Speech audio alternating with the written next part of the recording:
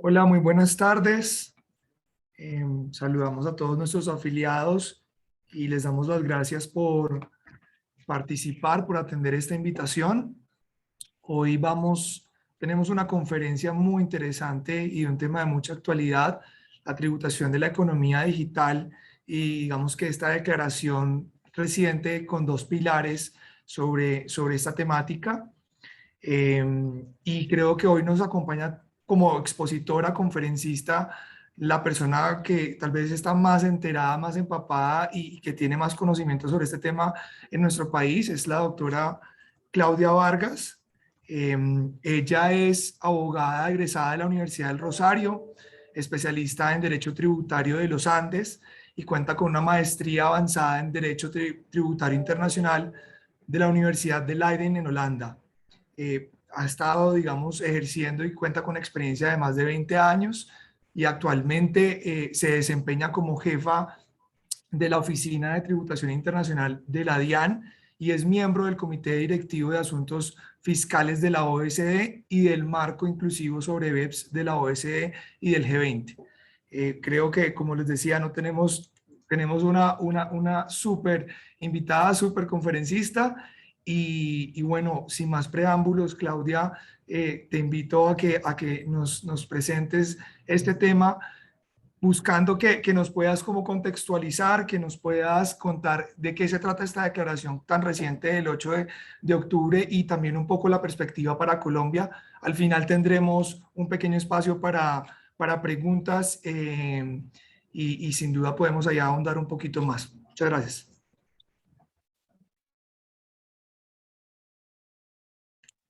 Estás en mute. Ya, ya, hola, buenas tardes. Qué pena, estaba buscando el botoncito para quitar el mute. Doctor Camilo, doctora María Mercedes y todos, muchas gracias a la Andy por esta invitación a hablar sobre este tema que, como dice Camilo, pues es muy actual y muy importante.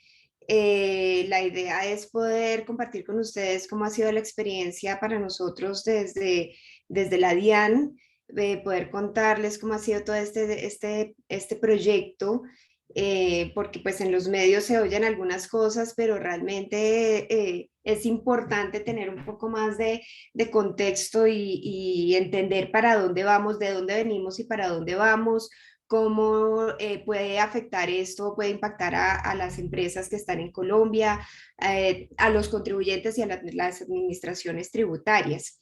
Entonces, pues encantada de poder participar en esta charla y poder compartir con ustedes esta experiencia y al final pues responder las preguntas que podamos abordar.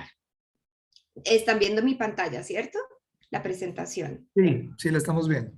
Listo, ok. Entonces, la agenda que tengo propuesta para hoy es corta pero sustanciosa. Vamos a hablar un poco entonces de los antecedentes, de cómo se ha venido trabajando el proyecto, cuál es cómo se organizó este trabajo y estas discusiones, un poco conocer qué es el marco inclusivo de BEPS y de la OCDE y del G20, porque también hay bastante desconocimiento sobre esto. Y vamos a entrar después a hablar ya como tal de la declaración del 8 de octubre de 2021, de los dos pilares que la comprenden, y un último paso pues sobre las siguientes etapas, lo que todavía falta, la implementación y cuáles van a ser las perspectivas para Colombia. Entonces, para poder entender cuál es la importancia de los pilares, por qué surgió esta discusión y de qué es lo que venimos hablando desde hace, o en lo que venimos trabajando las administraciones tributarias del marco inclusivo de BEPS en los últimos 2 años y medio, pues tenemos que entender un poco cómo ha venido funcionando el sistema tributario internacional, porque lo que es cierto es que esta declaración del 8 de octubre, antecedida pues por la declaración que ustedes también conocieron del 1 de julio, lo que hace es cambiar la estructura del sistema tributario internacional. Recordemos entonces que las reglas actuales de tributación internacional, las que enmarcan y han desarrollado o se han desarrollado a través de convenios de doble tributación y de las normas domésticas de todos nuestros países para la tributación de residentes y de no residentes, pues se enmarcan dentro de un concepto que hoy en día ya no responde a la realidad económica y comercial del mundo. Estos conceptos tan estáticos, digamos, que son la residencia y la fuente, más un concepto de establecimiento permanente físico muy inflexible, digamos, lo que llevan o lo que implican en este momento es que en el mundo, frente a una transacción o una operación de una multinacional a nivel internacional, lo que sucede es que hay un estado donde está la residencia de esa multinacional y por lo tanto se graba bajo el principio de residencia a esa multinacional o a esa cabeza o a esa matriz de esa multinacional en ese país por las rentas mundiales y esa empresa multinacional pues igual tiene operaciones, algunas compañías, posiblemente algunas de las cuales están acá presentes, pueden tener operaciones en más de 50, 80 países.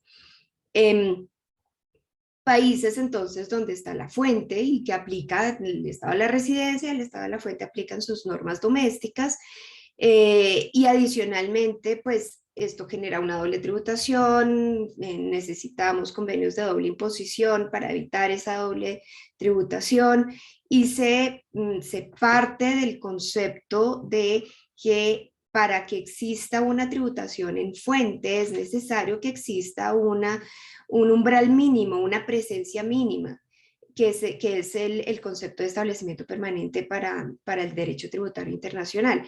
Y esa presencia mínima, entonces, es el que exista dentro de en el territorio de ese estado de la fuente, un lugar fijo de negocios con cierta permanencia temporal y digamos, con un nexo y con una relación fuerte con el estado de la fuente, que pueda ser el sustento, la justificación para que ese estado de la fuente pueda gravar estas rentas. Y de ahí se han desarrollado también otros elementos como el principio de plena competencia, como pues claramente estas multinacionales no operan en todos los países a través de una compañía constituida, una subsidiaria, sino que también puede haber establecimientos, como les decía, establecimientos permanentes, algo fáctico, agentes, y últimamente, pues gracias precisamente a la digitalización de la economía, lo que es evidente es que muchas multinacionales están operando o están teniendo actividades comerciales y obteniendo rentas de muchas jurisdicciones sin poner un pie en esa jurisdicción. Lo cual pues está perfecto, o sea, es parte de la evolución de los negocios, de la economía mundial, de la globalización y de la digitalización, pero pues eso ha implicado también un impacto en estas reglas de tributación, esta movilidad, la virtualidad, más ahora después que todo lo que nos ha mostrado la pandemia, de la virtualidad y la posibilidad de continuar actividades económicas sin moverse de su sitio, tanto para personas naturales como para compañías. Y cómo ha cambiado toda la estructura. Fíjense, por ejemplo, que muchas de las actividades que antes eran preparatorias o auxiliares, como el mantenimiento de un stock de bienes para la venta, o simplemente la entrega de bienes de terceros, que bajo los modelos tradicionales de convenios para evitar la doble imposición tanto de la OCDE como de la ONU, eran preparatorias y auxiliares y no generaban o no generan, porque pues las reglas siguen vigentes, no generan para los estados de la fuente la capacidad o el derecho a gravar esas rentas. Hoy en día pueden ser el negocio principal de muchas multinacionales que adicionalmente pues están obteniendo utilidades en montos muy importantes. Entonces, ¿a qué lleva esto? A que es evidente, digamos, que ya estas reglas no responden a, a la dinámica actual. Y lo que se ha visto pues también es que cómo esto impacta en el recaudo, en la tributación de los estados que actúan como residencia o como fuente y ahora como jurisdicciones de mercado.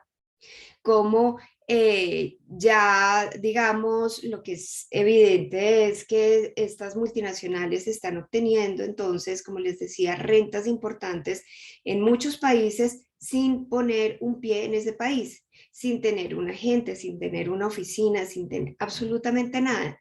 Y a nivel internacional, pues se ha visto cómo esto impacta en los recaudos, en el recaudo de los estados y que teniendo en cuenta como el concepto de nexo, lo justo y lo equitativo sería que estas jurisdicciones de mercado puedan participar en los tributos que graben estas rentas que al fin y al cabo están saliendo de su territorio, sin presencia física, sin establecimiento permanente, pero que están originándose en sus territorios. Entonces, esto llevó, y seguramente recuerdan ustedes, algunos antecedentes que vamos a mencionar acá, como en el proyecto BEPS, de Base Erosion and Profit Shifting, que culminó en 2015 con diferentes reportes, había intentado abordar ya este tema. Se discutió, incluso en algún momento se propuso la alternativa de tener un establecimiento permanente digital. Y además en ese momento se hablaba mucho, se enfocaba mucho el concepto de digital, era las empresas 100% digitales, a los servicios, al cloud computing, a servicios en la nube, a streaming.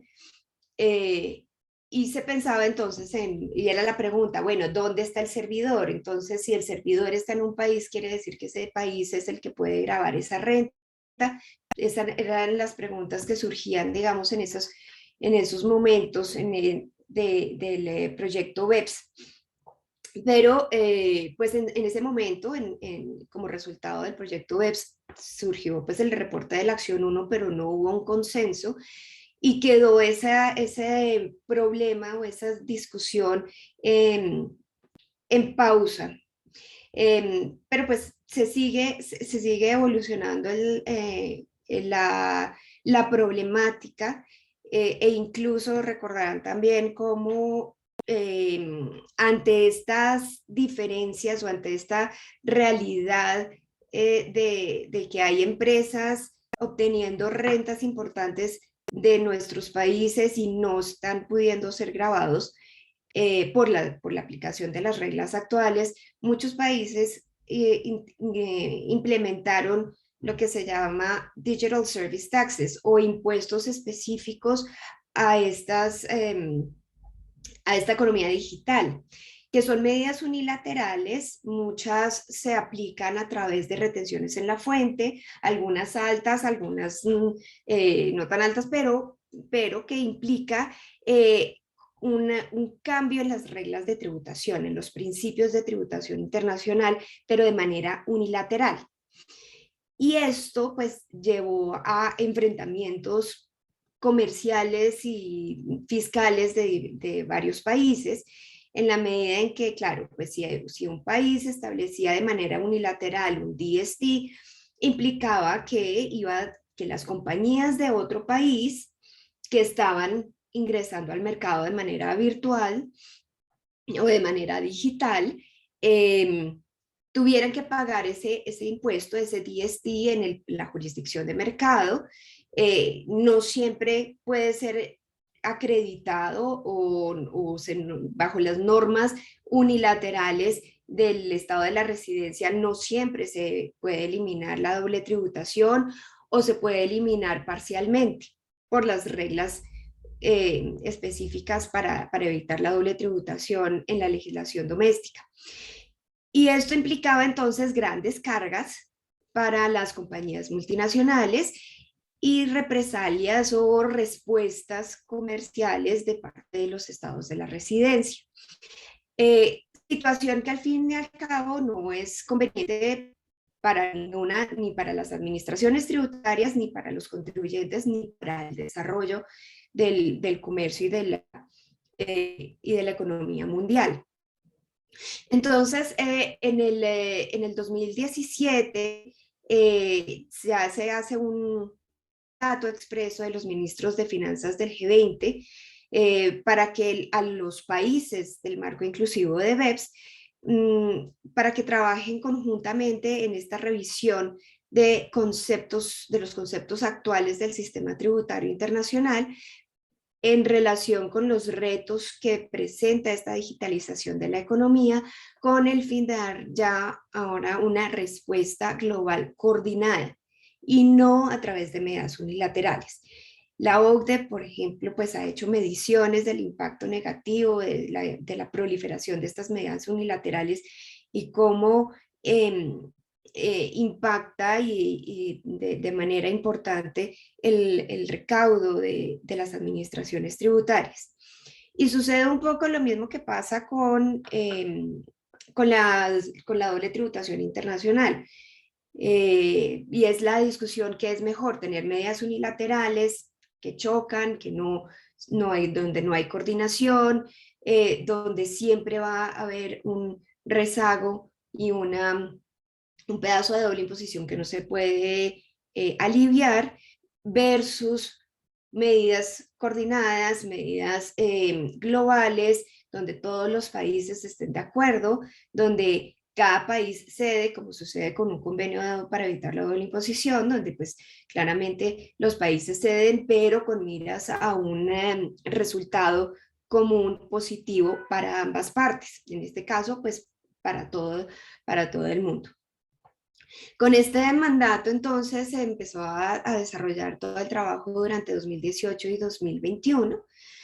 El trabajo se dividió en dos partes y por eso hablamos del pilar 1 y el pilar 2.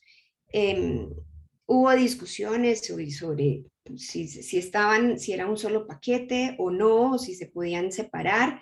Y la verdad es que el pilar 2, como mencionaba acá, el pilar 2 abarca un tema diferente y lo que busca este pilar 2 o el BEPS 2.0, como se le ha llamado, es poder revisar y solucionar algunos elementos o algunas problemáticas remanentes que no pudieron ser solucionadas del todo con el proyecto BEPS de 2015.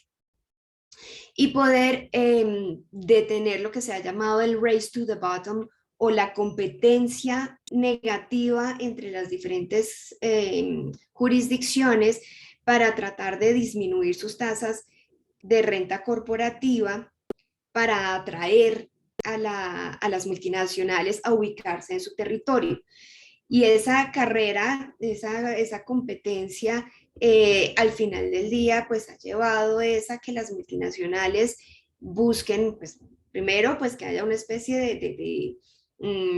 de treaty shopping o algo similar a lo que sucede en los convenios de doble imposición con el treaty shopping, y es que las multinacionales obviamente pues se ven atraídas por la posibilidad de buscar, de ir y elegir la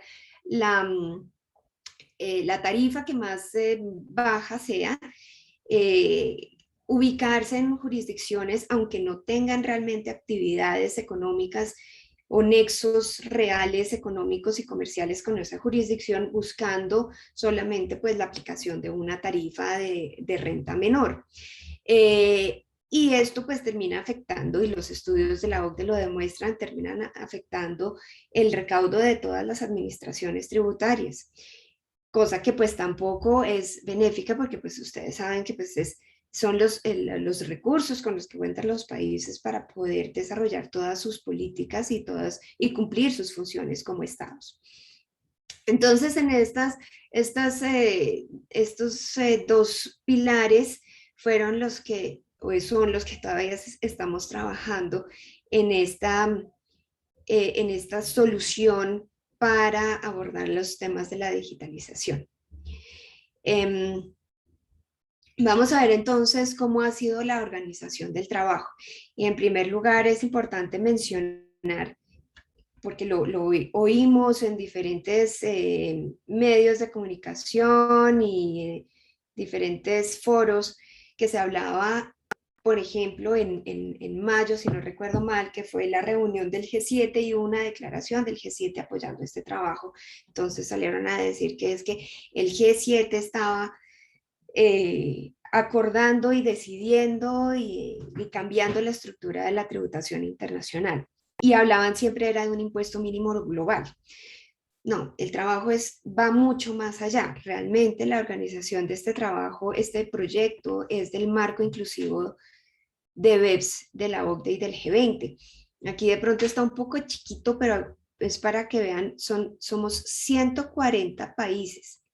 No es el G7, no es el G20, no es el G24, son 140 países del marco inclusivo de BEPS, que fue conformado por los países que se unieron, que desarrollaron el proyecto BEPS, las acciones de BEPS y los que se han venido adhiriendo con el paso de los años.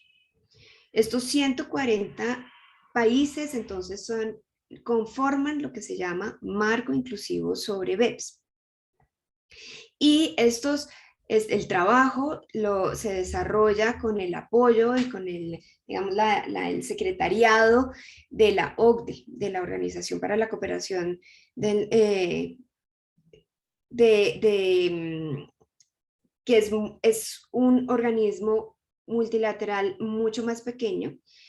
No son los 136 países cuando estamos hablando de marco inclusivo, de las evaluaciones, del seguimiento a las acciones BEPS. Estamos hablando entonces es de 140 países, pero la OCDE, que tiene en este momento 38 miembros, incluyendo a Colombia, es el que actúa, tiene la infraestructura para poder hacer las funciones de secretariado.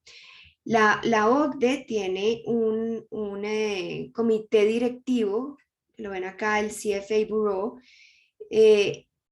donde participan entonces solamente países miembros, delegados de países miembros de la OCDE, elegidos no como, o sea, no es que todos los países de la OCDE tengan un puesto o voz y voto en ese CFA Bureau, sino que se eligen, cada año se elige a los miembros por un periodo de 3 años, que pueden continuar o no durante esos 3 años, teniendo en cuenta pues el conocimiento de tributación internacional y de el funcionamiento de la OCDE y de los instrumentos multilaterales.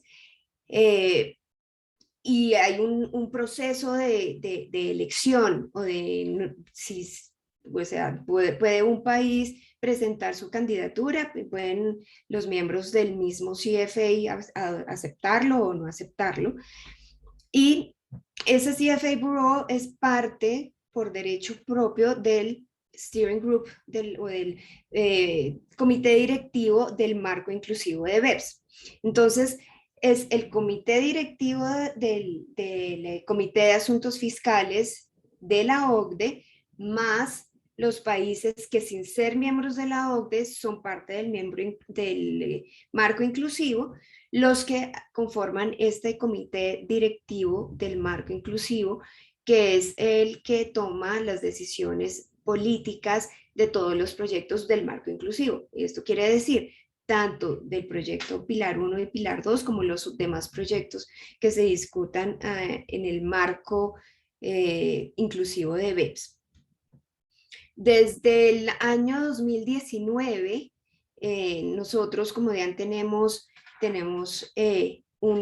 somos miembros del CFA Bureau. Primero fue nombrado el director Romero el año pasado y este año fui nombrada yo como parte de ese comité, y eso nos ha permitido estar en las principales discusiones y poder sobre todo como presentar los intereses de los países en vía de desarrollo, porque pues son pocos los países, son 24 miembros del marco, perdón, del comité directivo del marco inclusivo de BEPS, por lo cual pues 24 de 140.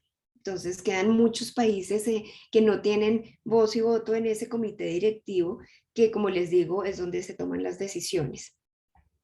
Ahora, aquí debajo en esta estructura es la estructura de la OCDE, de los grupos de trabajo del Comité de Asuntos Fiscales de la OCDE. Aquí resalté en verde los que están o los que tienen relación directa en el trabajo que se ha desarrollado en los pilares 1 y 2. Como ven, pues son muchos grupos de trabajo, pero pues en este proyecto específico trabaja el grupo de trabajo 1, que es el que desarrolla temas con los convenios tributarios y preguntas o temas relacionados. Está el foro del procedimiento MAP, que es el establecido en los artículos 25 de los convenios de doble imposición.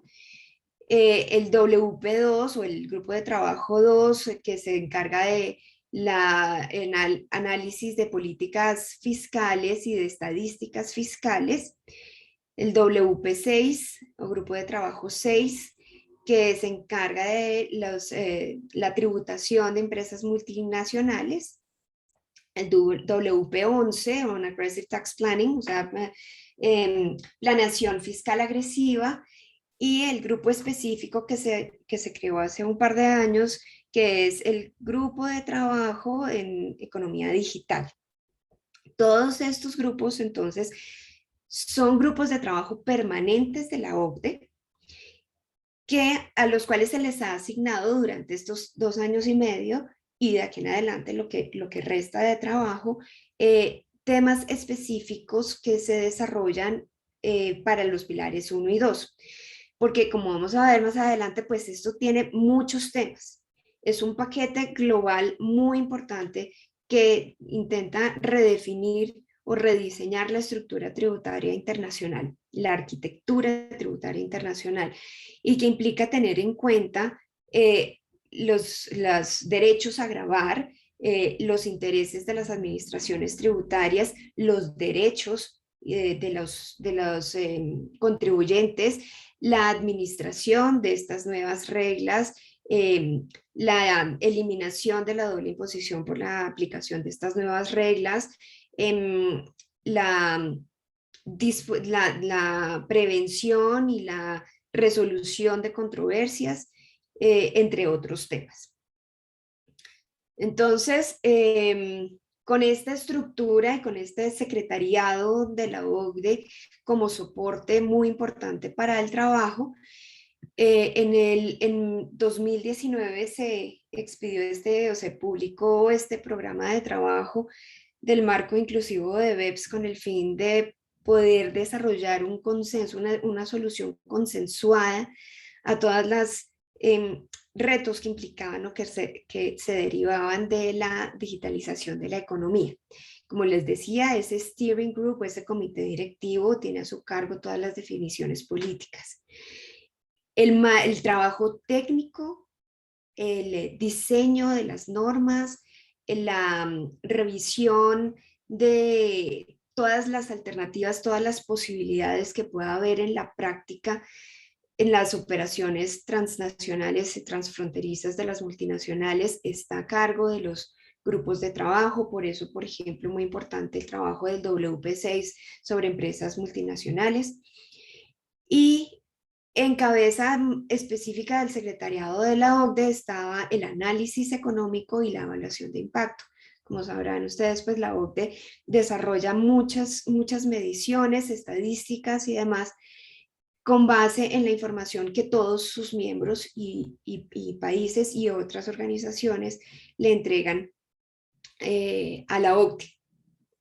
Entonces, todo este trabajo, que como les digo, se inició desde 2017 con el mandato al marco inclusivo, llegó finalmente, después de muchas reuniones de todos estos grupos de trabajo, a la declaración del 8 de octubre de 2021. Este documento, entonces, a la fecha, ha sido avalado o han acordado o han manifestado expresamente que están de acuerdo con este documento, con esta declaración o esta solución en 2 pilares a la digitalización de la economía, 136 países. Faltan 4. O sea, 136 países de los 140 miembros del marco inclusivo han adherido a esta declaración y a esta solución en 2 pilares para enfrentar los retos derivados de la digitalización de la economía. Quienes no han, hasta el momento no han adherido: Nigeria, Kenia, Pakistán y Sri Lanka, por diferentes situaciones. Algunos han tenido dificultad constitucional y legislativa, pues por su estructura y su normativa interna para poder adherir, y pues porque esto es un compromiso. Esto es importante tenerlo en cuenta. La declaración hoy en día, y como está en su inicio, esta declaración la pueden encontrar, si no la tienen todavía, la pueden encontrar en las páginas de la OCDE. Y lo que se dice es que este es un acuerdo entre estos 136 países para enfrentar los problemas y los diferentes retos que se derivan de la situación actual de la economía.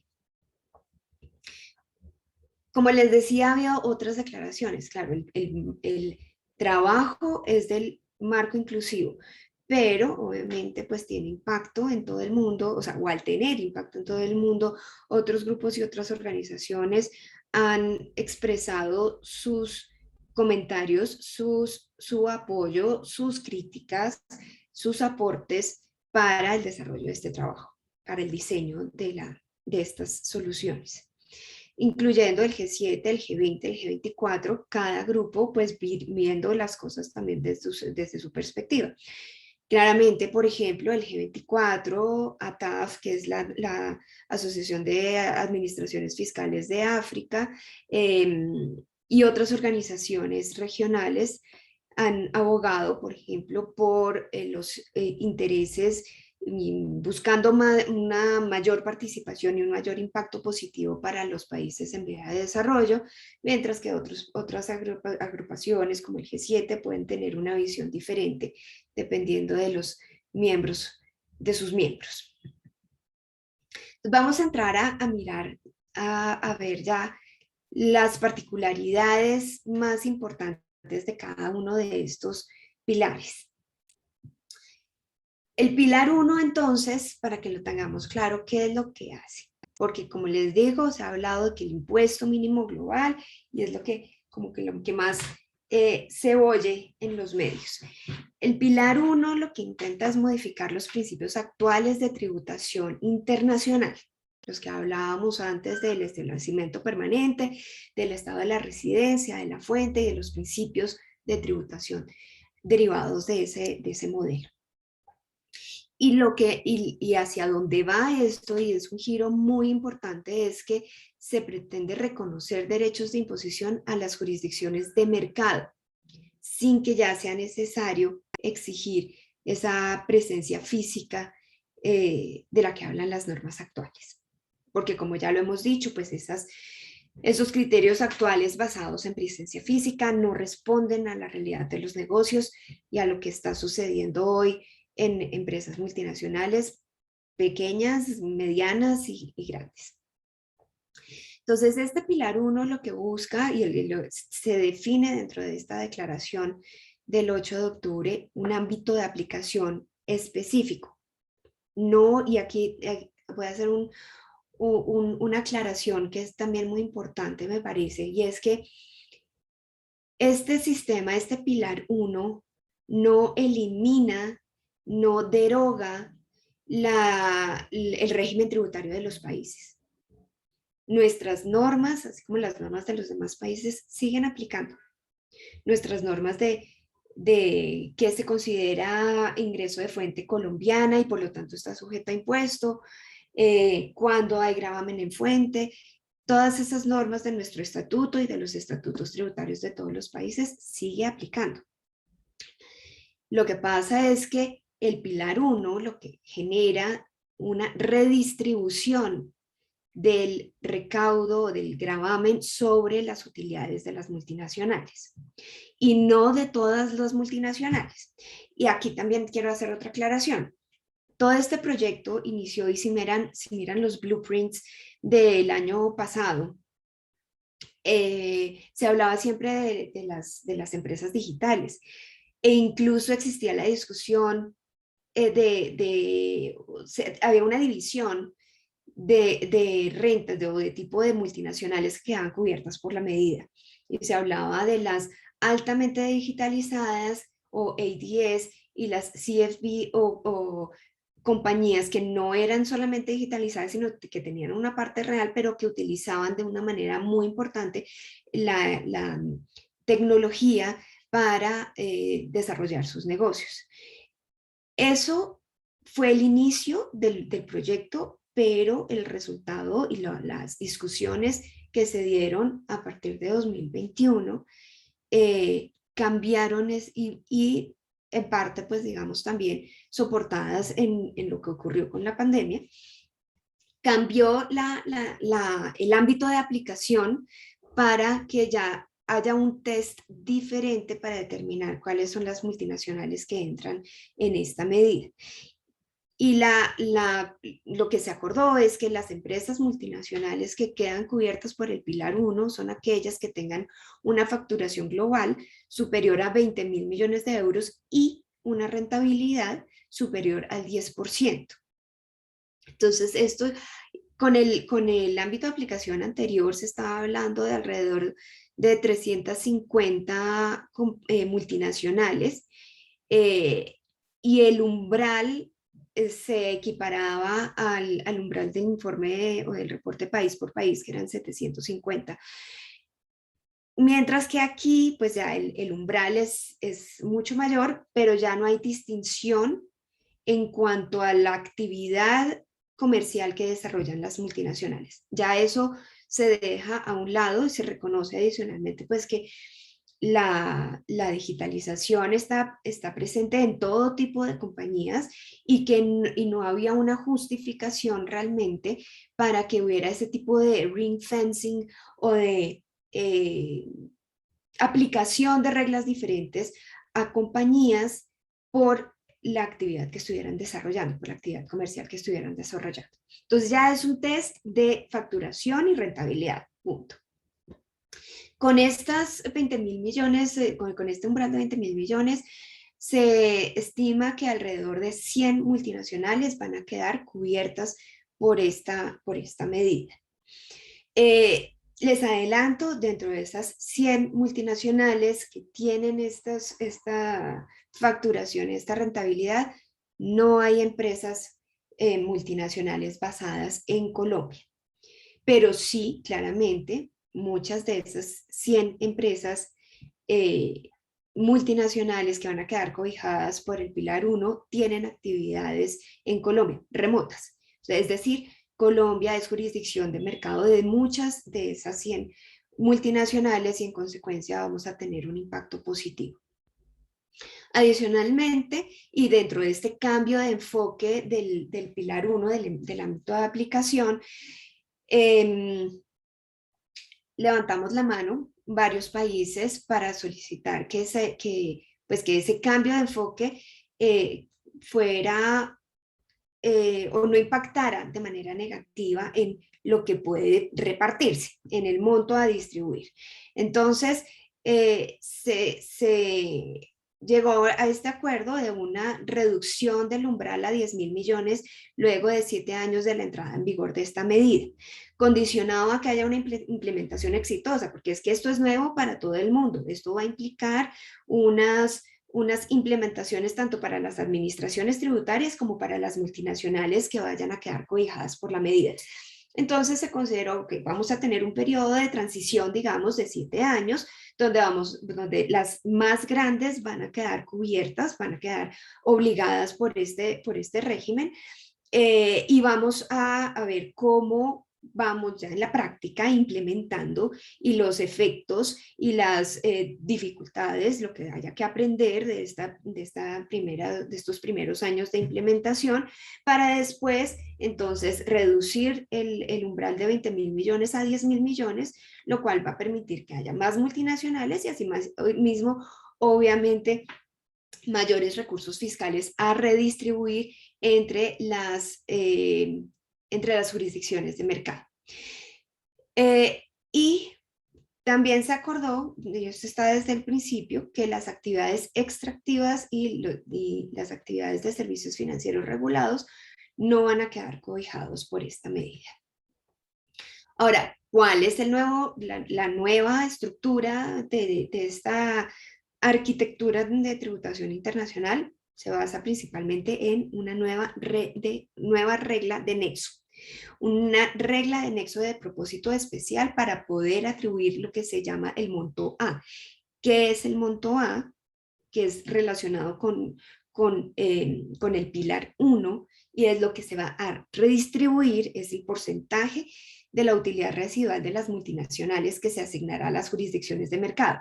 Es decir, nuevamente, las utilidades que van a quedar cubiertas, o sea, seguimos hablando de las mismas multinacionales que existen en el mundo, con las mismas utilidades que hay actualmente. Entonces, lo que se va a hacer, o lo que se pretende hacer con el pilar 1 y a través del monto A, es reconocer que dentro de las utilidades de estas multinacionales hay un porcentaje, llamado como un porcentaje de esa utilidad residual, que se obtiene, pues como su nombre lo indica, no por las actividades básicas de la multinacional, sino que se pueden derivar en parte de la generación de esa utilidad, se está derivando de la utilización de la tecnología, de la posibilidad de desarrollar actividades en jurisdicciones de mercado sin generar una presencia fiscal, comercial en esos países, y eso se va a redistribuir. Actualmente están tributando en alguna jurisdicción, posiblemente no de manera equitativa, y no están llegando a las arcas de las jurisdicciones de mercado, a pesar de que los residentes de estas jurisdicciones de mercado son los que están pagando por esos bienes y servicios. Entonces, ese monto A, ya lo definimos, pues ese monto a redistribuir, se va a distribuir entre las jurisdicciones de mercado teniendo en cuenta un nexo.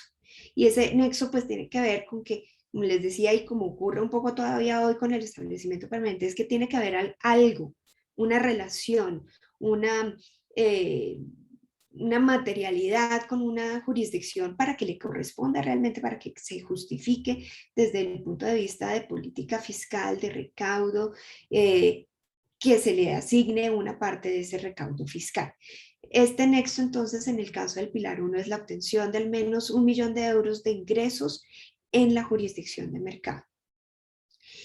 Se estableció adicionalmente, a petición de muchos países del marco inclusivo que están en vía de desarrollo, que ese monto fuera menor, porque además estamos hablando de diferentes mercados grandes o pequeños, pero pues la idea y el propósito de todo esto es que todas las jurisdicciones de mercado puedan realmente beneficiarse y tener un impacto positivo y un resultado de la aplicación del Pilar. Entonces, se estableció este nexo especial para las jurisdicciones con un PIB inferior a 40.000 millones de euros, que en ese caso el nexo se genera por la generación o por la obtención de ingresos en una jurisdicción de mercado de 250.000 euros, por lo menos. Nosotros, Colombia, no está dentro de ese rango de los 40.000 millones de euros. Nosotros tenemos PIB como 3 veces más grande que esos 40.000 millones y en consecuencia la regla de nexo que nos aplica a nosotros es la de 1.000.000 de euros. Ahora les adelanto ahí en ese pedazo de una vez, mezclando un poco el impacto para Colombia. A nivel de la DIAN, lo que hemos visto y analizado, lo que podemos saber ya con base en parte en las declaraciones de IVA de las altamente digitalizadas, que ese millón de ingresos, de ese millón de euros, lo cumplen muchas. O sea, vamos a tener participación en esas, en el monto A de esas multinacionales. Igualmente, pues es importante dentro de esta nueva estructura determinar unas nuevas reglas para determinar la fuente de las rentas, donde ya se resalta, como está aquí en rojo, la jurisdicción de mercado final, donde los bienes y servicios se utilizan o consumen. Se están desarrollando esas reglas para establecer, sobre todo, pues que es un reto que siempre ha existido para la digitalización de la economía, es dónde se generan esas rentas, dónde o cómo determino cuál es la jurisdicción que debe recibir que tiene ese nexo y que debe en consecuencia participar de ese recaudo fiscal. Y se resalta siempre es dónde se utilicen o consuman los bienes finales. Es el último, no es dónde está el distribuidor, no es dónde está el transportador, no es donde, por ejemplo, en los negocios B2B, no. Tiene que llegar al mercado, la jurisdicción de mercado es donde se utilice finalmente ese bien o servicio. Y no ha sido fácil desarrollar estas reglas. Hay muchas particularidades en cuanto a la actividad comercial que se desarrolla, el modelo de negocio que se desarrolla, si lo que se vende es información, si lo que se vende son servicios, etcétera. Pero se ha establecido en todo caso que, y esto en conversaciones con el BAC, con el Business Advisory Group y con consultas públicas y demás, que es importante permitirle a las empresas multinacionales también establecer cómo pueden, que son las que tienen el contacto con sus clientes, cuál es el mejor método y la mejor metodología para poder determinar dónde están sus usuarios finales. Obviamente, pues este tiene que ser un método confiable, basado en hechos y circunstancias que adicionalmente tendrá que ser o podrá ser revisado y avalado por las administraciones tributarias. ¿Y qué es lo que se va a repartir? ¿Cuál es ese quantum que se va a redistribuir? Que es la ganancia residual superior al 10% de la utilidad sobre los ingresos, y ya en la declaración del 8 de octubre se estableció que lo que se va a repartir, que estaba la discusión de si era el 10, el 25, el 30, llegamos a partir por la mitad y decidir que debía ser el 25%. Colombia estaba abogando por un 30%, pero asimismo había muchos países que querían incluso menos de un 20% o sea, que se redistribuyera menos de un 25% menos de un 20% de la utilidad residual. Y esto, pues les comento, no es fácil, como se podrán imaginar, poder llegar a un consenso de 136 países, donde cada país tiene estructuras diferentes, tiene intereses diferentes, tiene normas diferentes, tiene economías diferentes. Entonces, pues, digamos que hubo discusiones muy importantes, discusiones duras que tuvimos que dar, pero para nosotros fue importante lograr que pudiéramos subir ese porcentaje de utilidad residual a un 25%. ¿Cómo se determina la base? Porque además estamos hablando de multinacionales operando en todos los países del mundo bajo reglas diferentes, financieras, contables, comerciales, legales diferentes. Y es necesario pues tener o sea, ya en la medida en que las utilidades de esas multinacionales van a ser la base de la tributación a favor de muchísimas jurisdicciones de mercado se llegó al acuerdo que la medida de esas ganancias o pérdidas de las multinacionales cubiertas se va a determinar por referencia a los ingresos contables. Es decir, va a partir de la información contable y se van a hacer algunos ajustes. No son todos los ajustes, digamos, que se hacen a nivel doméstico en cada jurisdicción entre lo contable y lo fiscal, no. Son unos ajustes específicos y especiales para la determinación de esta base. E igualmente hubo toda una discusión en cuanto a qué pasa con las pérdidas. Las pérdidas, porque claro, pues hoy tenemos utilidades, pero posiblemente estas utilidades, o para poder llegar a generar estas utilidades, las multinacionales tuvieron años anteriores preoperativos de planeación, de inversión, de pérdidas, y es importante pues reconocer de alguna manera y en alguna medida a las multinacionales, a los contribuyentes, esas pérdidas anteriores. Se acordó entonces que se trasladarán a años posteriores. Y otro tema muy importante dentro de todo este paquete del Pilar 1 y del Pilar 2 es la eliminación de la doble imposición. Como les decía, las reglas actuales van a continuar aplicando. Entonces, el Pilar 1 viene como un nivel adicional por encima de o posterior, no es que haya una primacía o una prioridad, sino son reglas para que haya una redistribución de derechos fiscales sobre esas utilidades, lo cual puede generar claramente doble imposición. Entonces, esa doble o esa posible doble imposición que surja de las ganancias asignadas a las jurisdicciones de mercado se eliminarán utilizando el método de exención o el método de crédito. También hubo una gran discusión sobre el tema y se llegó a la conclusión, bueno, así como los modelos OCDE y ONU actualmente reconocen la existencia de estos dos métodos de la exención y del crédito, y cada país aplica el que se ajusta a su constitución y a su legislación fiscal interna, pues en este caso para el Pilar 1 va a ser igualmente posible para cada país elegir el método de exención o el método de crédito para eliminar la doble imposición. Y adicionalmente se establece que la entidad o entidades responsables de la obligación tributaria sobre o en relación con el monto A serán aquellas que obtengan beneficios residuales, es decir, dentro de la estructura de una multinacional puede haber empresas, puede haber sociedades o unidades de esta multinacional que sí están desarrollando solamente actividades rutinarias, que no participan en la generación de utilidades residuales y en consecuencia no tendrían por qué soportar la carga del Pilar 1. Solamente serán aquellas unidades, aquellas entidades constituyentes de la multinacional que participen, que estén colaborando en la generación de esos beneficios residuales, las que tendrán que soportar el gravamen.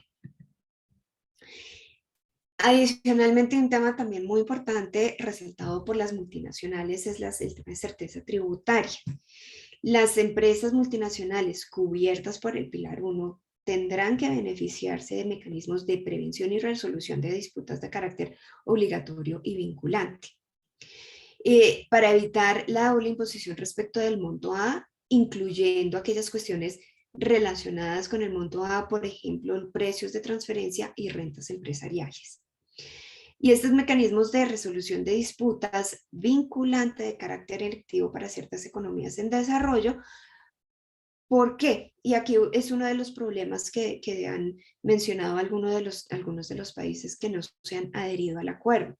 Cuando hablamos de carácter de mecanismos de resolución de disputas de carácter obligatorio o vinculante, el primer mecanismo es el arbitramiento. Y muchos países, bueno, no muchos, pero varios países en vía de desarrollo, sobre todo, no están de acuerdo con este mecanismo. Incluso recordarán que en el proyecto BEPS, la acción que hablaba de la obligatoriedad de la utilización del arbitramiento como un mecanismo de resolución de disputas fiscales no era obligatorio. Y de hecho pocos países lo adoptaron. ¿Y por qué? Pues en parte porque son muy pocos los países que tienen experiencia en este mecanismo, y existe también el temor de muchos países en vía de desarrollo de quedar en desventaja en un arbitramiento internacional en materia fiscal, donde países desarrollados con mayores recursos y con mayor experiencia puedan terminar obteniendo mayores resultados a su favor en una disputa internacional. Entonces también en con esta idea del marco inclusivo, de poder presentar una solución acorde para países tanto desarrollados como en vía de desarrollo, se estableció que este mecanismo que habrá no será obligatorio para ciertas jurisdicciones, y lo que se acordó es que si son jurisdicciones que pueden elegir el diferimiento de la relación de la acción 14, que es la de MAP, incluyendo pues el tema de arbitramiento, pueden, si son elegibles para ese diferimiento y tienen niveles bajos de MAP, de procedimientos de acuerdo mutuo, pueden no van a quedar obligados a estos mecanismos de prevención y resolución de disputas. En todo caso, hay trabajo pendiente de todos estos temas hay trabajo pendiente aún, y se han planteado algunas organizaciones y personas no de administraciones tributarias ni de la OCDE, académicos, están presentando o están trabajando para la presentación de opciones, de otros mecanismos que pudieran ser más viables para dar certeza tributaria y responder a las inquietudes y a las preocupaciones de países en vía de desarrollo. La administración de este pilar 1, del monto A, del gravamen, del pago y demás, se está diseñando también, pero se ha dado a algunos puntos muy importantes. Primero, que tiene que ser un mecanismo muy sencillo, tiene que ser algo razonable y simplificado para para que el cumplimiento tributario pues no termine haciendo inaplicable las medidas. Y se está trabajando, por ejemplo, en tener tener como base, por ejemplo, lo que ya se tiene de experiencia de los reportes país por país, que haya solamente una compañía, una cabeza de la multinacional, que se entienda con una administración tributaria, como un leading tax administration, para que pueda haber, o sea, para que no sean todas las administraciones con todas las compañías, con cada una de las compañías que está en su territorio, sino que sea algo un poco más centralizado y que pueda ser administrable. Ahora vamos a pasar, creo que tengo acá un momento.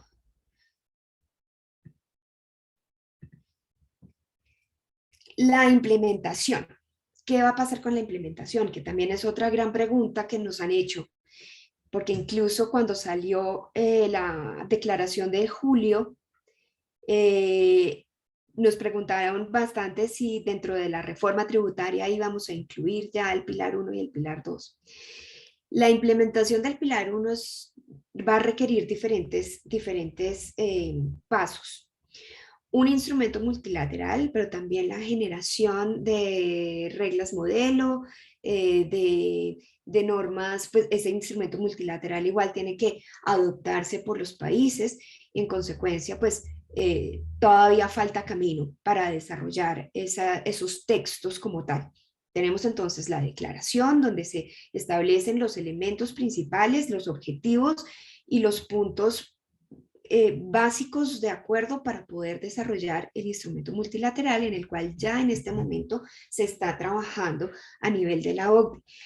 Y el objetivo es poder tener ese instrumento multilateral disponible para firma en 2022, a mediados de 2022, para que a finales del 2022 cada uno de los países que ha adherido pueda implementarlo, pueda surtir pues, los trámites internos acordes con su constitución y con su legislación para que se pueda implementar y entre en vigor en 2023. Es un plazo muy complejo, puede ser difícil de cumplir, pero pues estamos las administraciones tributarias y la OCDE trabajando arduamente para lograr ese objetivo. Es ambicioso, pero esperamos poder lograrlo. Y en esa medida, pues les cuento, pues estamos continuamente en reuniones de todos los grupos de trabajo, la OCDE generando, haciendo la redacción de los documentos para que los podamos estudiar y tenerlos muy pronto para revisión y aprobación del marco inclusivo nuevamente y poder pasar a la firma. Es decir, se estima que va a haber o que va a tener que haber una nueva plenaria del marco inclusivo a principios del próximo año o a mediados del próximo año para poder aprobar todos estos textos. Ahora vamos entonces a hablar del pilar 2, el segundo pilar de esta solución, que como les decía, lo que pretende entonces es un objetivo diferente, que es terminar la competencia entre las jurisdicciones para reducir tasas corporativas de renta y permitir que las multinacionales, las empresas multinacionales, paguen un impuesto mínimo efectivo sobre sus rentas independientemente de dónde y cómo estén realizando sus actividades. Este pilar 2 está conformado por dos reglas que se le han llamado las reglas GLOBE, que son reglas domésticas, la regla de inclusión de ingresos y la regla sobre pagos insuficientemente gravados. Y una regla de convenio, que es la cláusula de sujeción a imposición.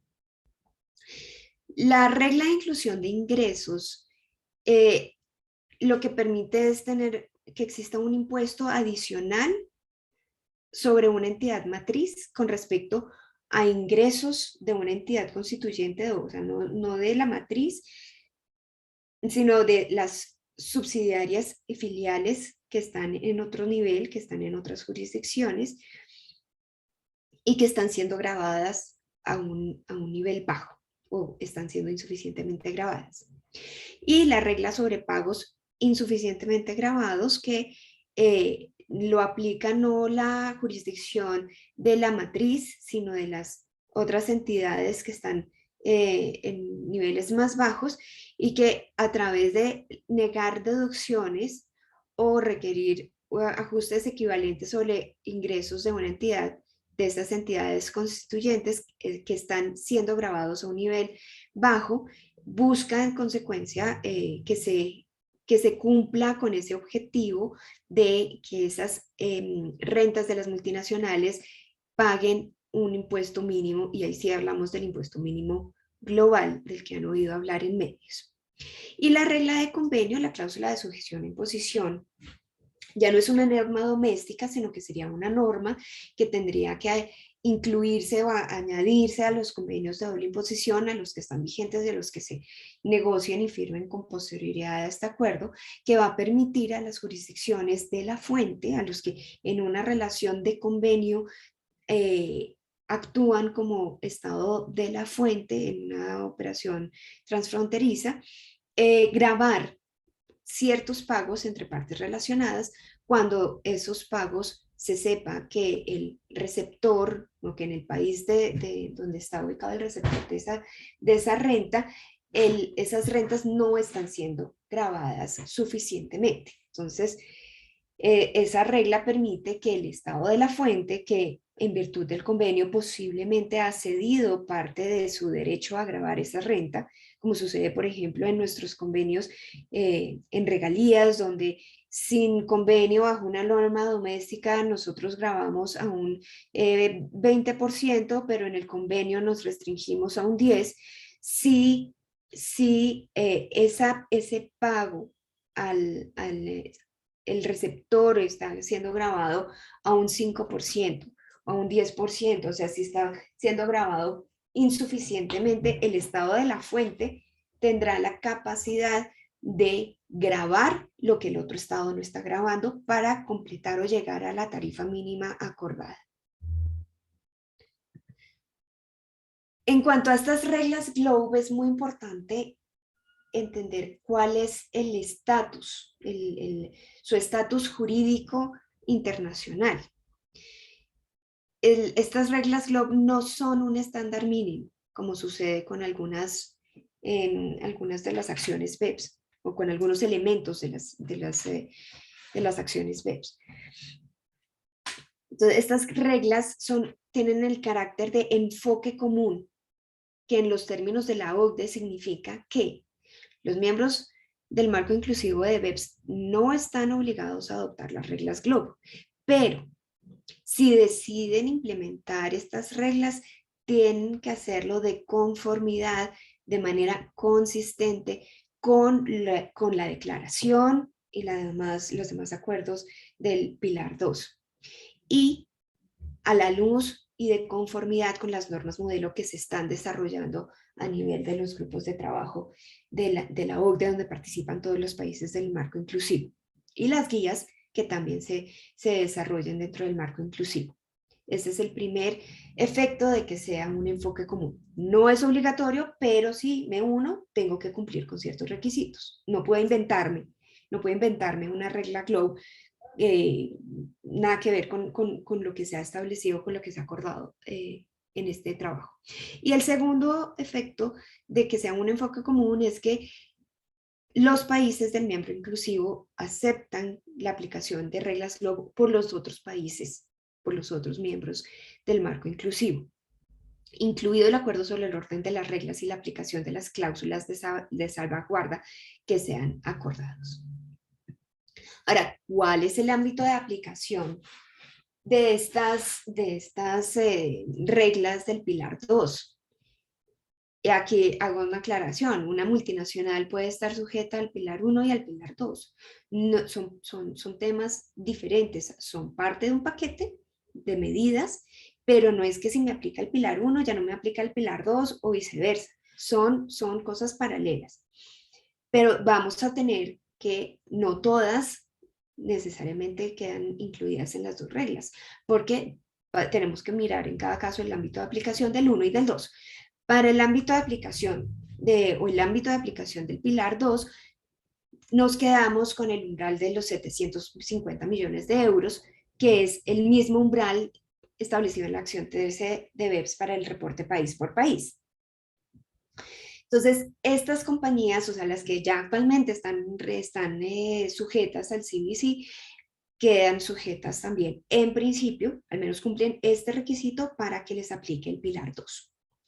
Los países son libres de aplicar la regla de inclusión de rentas a las empresas multinacionales propias, con su sede, o sea, que están basadas en su territorio, incluso aunque no cumplan los 750 millones. Esto es como siguiendo un poco la regla de que los estados son libres de gravar a sus residentes como consideren pertinente y necesario. Entonces se permite que los países puedan aplicar este tipo de reglas con umbrales diferentes, o sea, mínima 750, pero si quieren pueden aplicarlo a compañías por debajo de ese umbral. Y se establece, pues recordando además lo que quiere el objetivo del Pilar 2, no están sujetos a estas reglas GloBE las entidades gubernamentales, organizaciones internacionales, organizaciones sin ánimo de lucro, fondos de pensiones, fondos de inversión, que sean entidades matrices últimas de un grupo multinacional o cualquier vehículo de cartera utilizado por estas entidades, organizaciones o fondos. Ahora, y esta es toda una discusión, cómo llegamos al calcular la tarifa mínima efectiva? Porque, y aquí me voy a adelantar de pronto, seguramente ya lo han visto, la tarifa mínima para estas reglas GloBE ya se estableció. Estaba la discusión que debía ser al menos 15, Estados Unidos y otros países querían más del 20, otros países querían menos del 10, y finalmente se llegó a un acuerdo de que la tarifa mínima global es el 15%. ¿Ahora qué significa que haya una tarifa mínima global? O un impuesto, porque se ha hablado desde el impuesto global del 15%.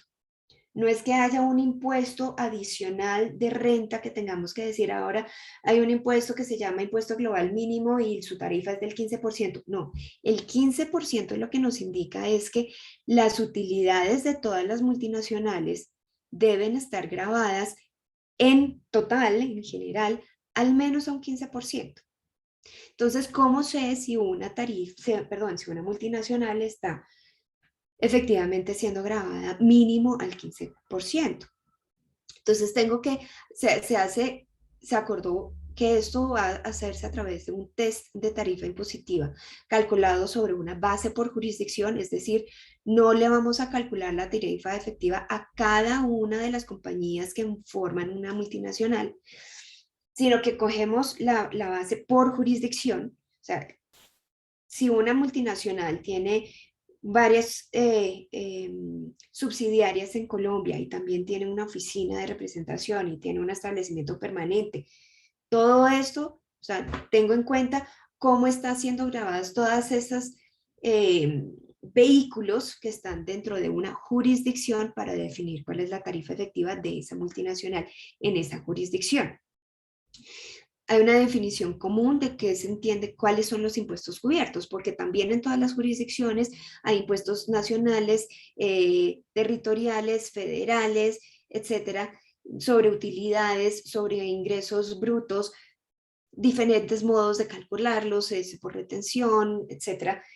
Entonces, dentro del trabajo que se ha adelantado, se establece cuáles son los impuestos cubiertos, teniendo en cuenta las características, cuáles son los elementos para tener en cuenta si un impuesto de un país está cubierto o no para entrar a determinar o a tenerse en cuenta para el cálculo de la tarifa impositiva.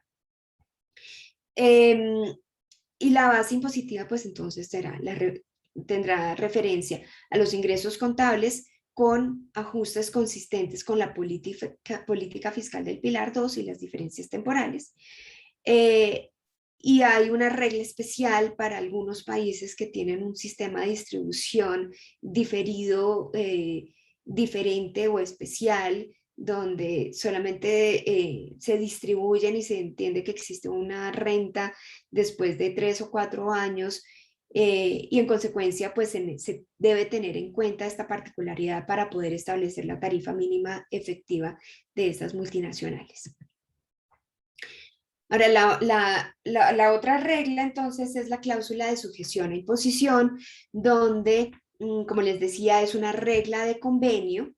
Se reconoce y esta regla, para que lo tengan en cuenta, es muy importante para países como Colombia, donde sabemos que pues por regla general la mayoría de las veces no va a estar la multinacional que esté sujeta a Pilar 2, no va a estar basada en nuestros territorios y por lo tanto no tendríamos la posibilidad en principio o no la mayoría de las veces aplicar las reglas GLOBE, la del IIR y la UTPR, porque no somos países de residencia de esas matrices. Lo que sí vamos a hacer muchas veces es país o estado de la fuente dentro de los convenios. Entonces, esta regla es la que muy posiblemente más utilizaríamos en nuestros convenios, siempre y cuando pues las rentas que queden sujetas o beneficiadas por el convenio no estén sujetas a suficiente imposición en el país del receptor. Entonces, lo que se establece es los miembros del marco inclusivo que apliquen tarifas nominales del impuesto sobre la renta de personas jurídicas por debajo de la tarifa mínima establecida para esta regla, porque el 15% es para las reglas GLOBE. Para la regla de sujeción de impuestos se establece una tarifa diferente especial que es del 9% y tiene su explicación lógica en un tema matemático, y es que las reglas de inclusión y de pagos insuficientemente gravados, las reglas GLOBE, se aplican sobre bases netas. Cuando se hace la declaración de renta, la depuración de renta y demás, en ese momento se graban esas rentas con el 15%, mientras que la regla de de sujeción a impuestos, esta STTR, es una especie de como nuestras retenciones en la fuente por pagos al exterior, es decir, es una retención sobre el pago, sobre el monto bruto. En consecuencia, la tarifa que se tiene en cuenta para evitar un gravamen excesivo y una generación de doble imposición que va a llevar a discusiones, a devoluciones, a falta de flujo de caja para las empresas multinacionales y una cantidad de cargas tanto para el contribuyente como para la administración tributaria, pues se decidió que para esta regla la tarifa mínima será del 9%. Entonces, los países que apliquen tarifas nominales del impuesto sobre la renta por debajo de esa tarifa mínima a pagos específicos que son intereses, regalías y un conjunto definido de otros pagos que todavía están en discusión, implementarán la regla en sus tratados bilaterales con países en desarrollo, miembros del marco inclusivo, cuando el país en vía de desarrollo así lo solicite. Para este propósito, los países en desarrollo se definen como aquellos que tienen un INB per cápita calculado utilizando el método Atlas del Banco Mundial. Y es importante mencionar acá que Colombia está calificado como país en desarrollo bajo ese criterio y en consecuencia vamos a poder solicitar la aplicación de esta regla. La implementación del Pilar 2, entonces, pues también va paralelo con el Pilar 1. La idea es poder tener unas reglas modelo para facilitar la coordinación de reglas domésticas. Como les decía, el IIR y el UTPR son reglas domésticas, pero tendrán que basarse en las reglas modelos que se acuerden dentro del marco inclusivo. La regla de sujeción a impuestos tendrá una convención multilateral con la idea de poder aplicar o actualizar los convenios vigentes y poderla aplicar también como una regla modelo a los convenios que se firmen en adelante. Y se va a establecer también un régimen de transición para implementar las reglas de UTPR con reglas transitorias. Ahora, ¿cuáles son los siguientes pasos? Primer efecto, y realmente es importante reconocerlo, ha habido muchas discusiones y muchas críticas y alabanzas también a este acuerdo, pero lo cierto es que poner de acuerdo a 136 países para hacer una modificación a la estructura, de la arquitectura, repito, de la tributación internacional, que nos lleva a una estructura más equitativa, más justa, a reconocer que los estados o las jurisdicciones de mercado tienen derecho a gravar esas rentas, es realmente un paso muy importante. Así como buscar, como las reglas del Pilar 2, de evitar esa competencia entre estados, de evitar que al final del día esa carrera y esa competencia termine afectando a los países, a los mismos contribuyentes y al desarrollo económico de los países. Es un hito, es un tema muy importante a nivel mundial. Y muestra pues cómo, aunque cada país con los DSTs, con las medidas unilaterales, con la generación de beneficios, de tax holidays, al final, claro, cada país está tirando para su lado, pero tenemos intereses comunes. En este mundo globalizado, pues todo esto tiene un impacto y muchas veces es un impacto negativo entre los mismos que están compitiendo. Entonces se busca que haya un impacto limitado, que eso también es importante, sobre aquellas multinacionales que tienen actividades económicas reales con sustancia. Y se espera que que estas medidas tengan un impacto muy importante en el comportamiento de las multinacionales. Es decir, el impacto que se espera recibir, y esto seguramente lo han leído en los comunicados y de la OCDE, ya hablando, digamos, en impacto en recaudo. Del pilar 1 se espera que haya 125.000 millones de dólares que se puedan redistribuir entre las jurisdicciones de mercado. Mientras que en el pilar 2 se estima que va a haber 150.000 millones de dólares como una recaudación tributaria adicional para todos los países que adhieran al acuerdo y que implementen obviamente las reglas.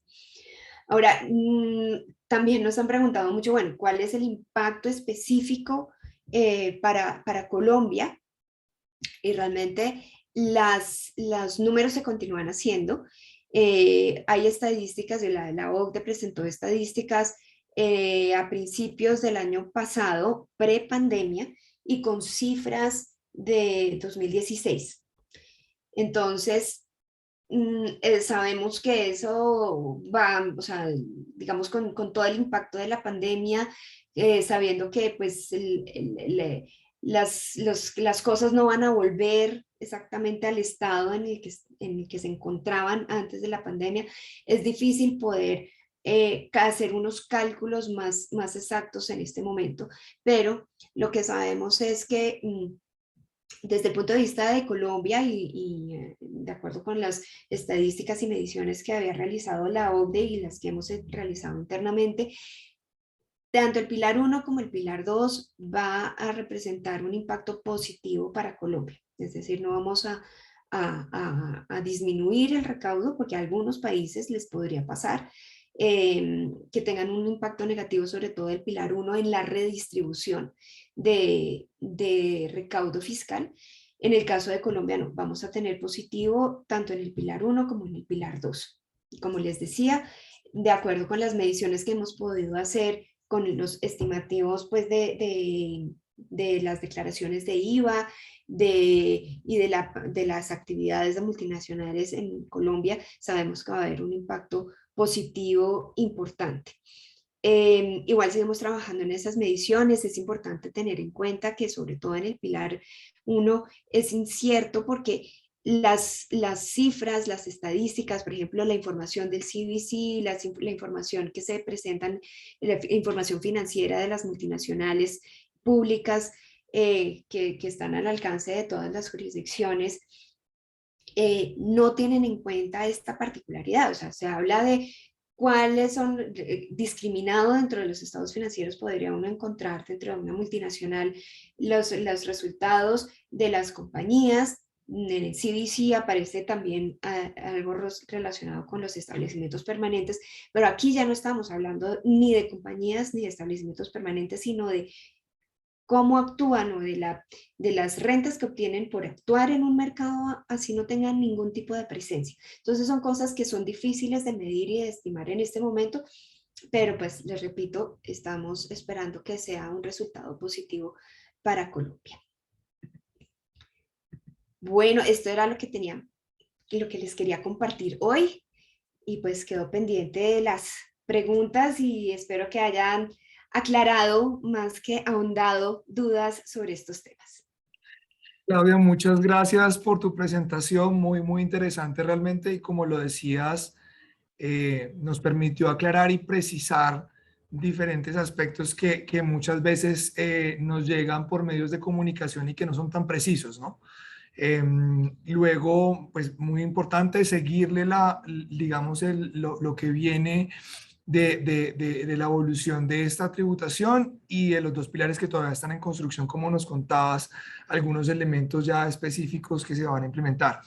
Yo tenía digamos, había una primera pregunta que nos habían hecho, que me pareció interesante y nos pregunta Maritza Sarmiento: ¿la diferencia de tarifas para el derecho a grabar en el STTR también se calcula sobre tarifas nominales? Un poco lo que has explicado del pilar 2 en relación con los convenios. No sé si nos puedas aclarar ahí un poco.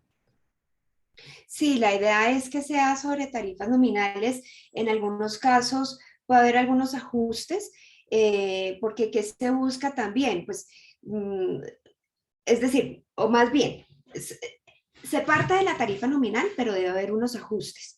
¿Por qué? Porque es que puedes tener una tarifa nominal, y con seguridad todos ustedes lo saben, puedes tener una tarifa nominal alta, pero en las reglas que establecen la depuración de la base, llegas a que la tarifa efectiva es 0 o 5. Entonces es necesario reconocer esos elementos específicos. Y lo que se planea hacer es una implementación que va a implicar la cooperación y el intercambio de información entre las jurisdicciones. Saber cuáles son las tarifas, cuáles son las bases, y poder hacer así saber pues una administración tributaria que si le debe aplicar una tarifa mayor a un pago o no de retención en la fuente. Ok. Hay una pregunta también de Juan Rincón. La voy a leer textual, pero creo que podemos aclararla y es: las inversiones son deducibles de estas cifras de ingresos en los pilares uno y 2, que tal vez yo lo que creo que quiere ahondar es sobre qué recaen o sobre qué va a recaer, digamos, la tributación que se va a redistribuir en el pilar uno y sobre la que recae en el pilar 2. O sea, ¿cuáles serían la base gravable? Sí, yo creo, porque digamos, la pregunta literal es: ¿las inversiones son deducibles de estas cifras? Entonces uno diría, más bien, ¿y sobre qué va a recaer, no? Y si ahí ya Sí, está correcto. depurada con una posible inversión, una deducción, amortización, etcétera.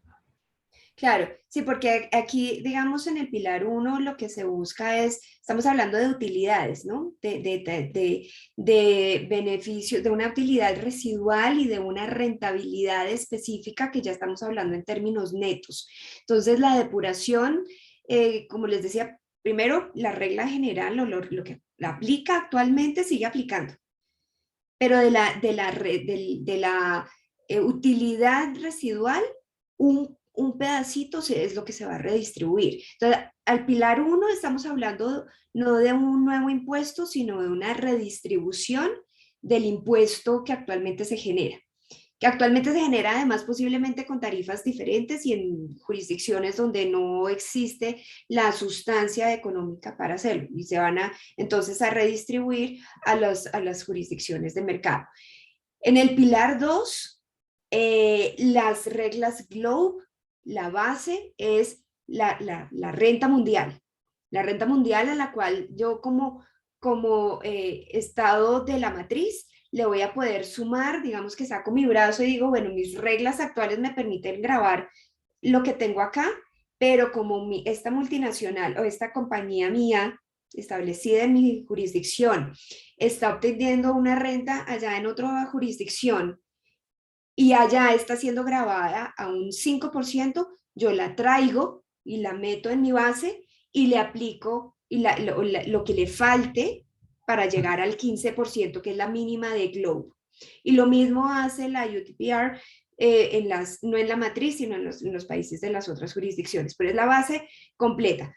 En consecuencia, pues y como les decía, esta tarifa se aplica sobre base neta, mientras que la subject to tax aplica a una base bruta que es el pago, así como hacemos aquí nuestras retenciones de la fuente por pagos al exterior.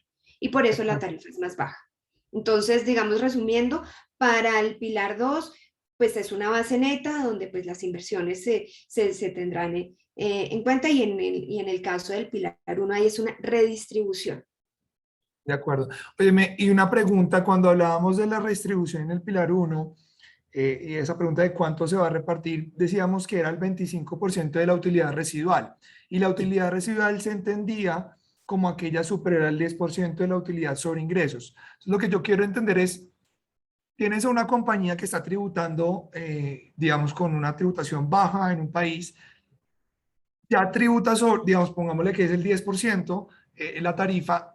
Ese 10% la misma utilidad residual, y todo lo que sobra, el 90% adicional, yo de ese 90% adicional solamente voy a distribuir el 25% en los países o en las jurisdicciones de mercado. ¿Qué pasa con el otro, con el restante? ¿O cómo se debe entender? Porque un poco me costó, digamos, un poco entender esa forma de distribuirlo.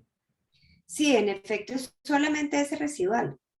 Y por Ok. eso era nuestra discusión y la Por eso el pelea porque 30. fuera un mayor porcentaje, porque es Ya, que ya ya, estamos ya. repartiendo, es un pedacito de un pedacito de un pedacito.